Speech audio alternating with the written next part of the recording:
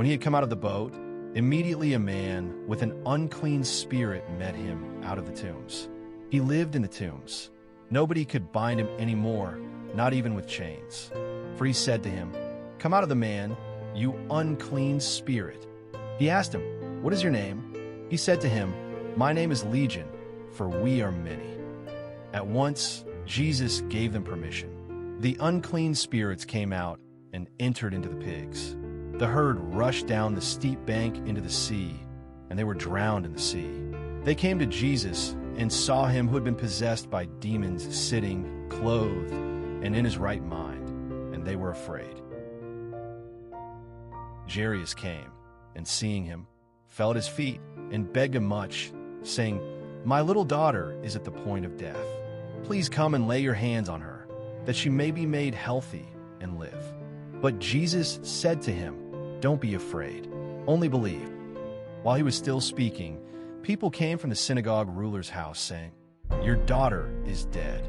Why bother the teacher anymore?" But Jesus said, "Don't be afraid, only believe." He came to the house and saw a commotion, weeping and great wailing.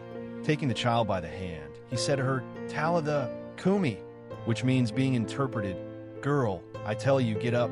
Immediately the girl rose up and walked, and they were utterly amazed.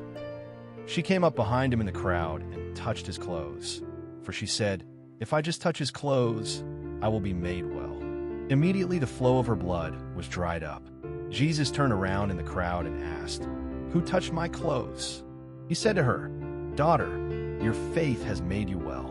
Go in peace and be cured of your disease." Thank you for watching.